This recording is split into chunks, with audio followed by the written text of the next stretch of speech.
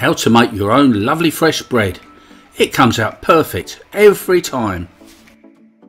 Hi everybody, it's Rog here and welcome back to my kitchen. Today I'm going to be showing you how to make your very own homemade bread.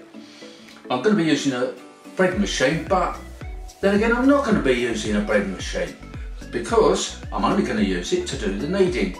You know, when you get to my age, your hands are not as good as they used to be, a bit of arthritis, you know what I mean? So yeah, it just makes life a little bit easier. So let's crack on and I'll show you how we do it. Now as you can see, I put the container there where we put our ingredients. I put that onto a set of kitchen scales and I've zeroed it off. Now the first thing I'm going to do, I'm going to go in the bottom with 7 grams of yeast.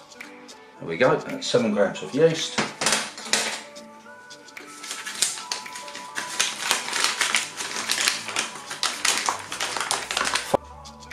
Followed by 500 grams of very strong bread flour. A little bit more, a touch more. That's it, 500 grams. 1 teaspoon of sugar. Now I'm not going to use butter because this has got to be dairy free due to an allergy in family. So I've got 25 millilitres of cooking oil, 300 millilitres of water.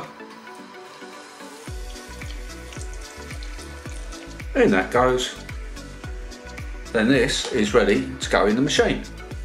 So in it goes. Quick twist just to lock it in. Close the lid. And we set this on to number 20, which is for pizza dough, and it will be for 45 minutes. Start the machine and just let it do its thing.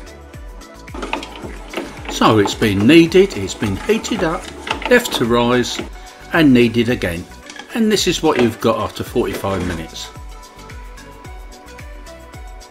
So we take a board, flour it, then we're going to put some flour on our hands, otherwise we'll get all sticky.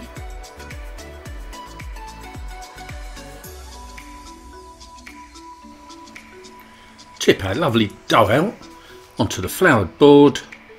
Come on, out. Do what you're told. Hey, look at that, look at that. Doesn't that look lovely? Oh, it's sticky. We'll fix that. We'll put a little bit more flour on top. So, there we are, ready to go. So we'll bash this into shape. Bit more flour. And we sort of want to get it into a bit of an oblong. Tuck all those little frayed edges underneath as best you can. It will sort itself out while it's rising. So now we can pop it into a pre-greased loaf tin, flatten it down a bit, tuck it into the corners, not too much. Now this is what I like to do. You can use flour, but I'm going to use vegetable oil. Brush a little bit over the top because what I do next, I pop on some cling film.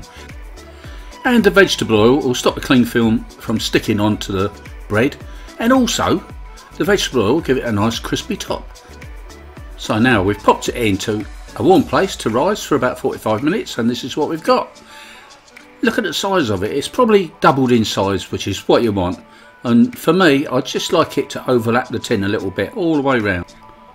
Then it's off to the oven, gas mark 7 for 30 minutes. After that, this is what you've got. Now isn't that a beautiful loaf?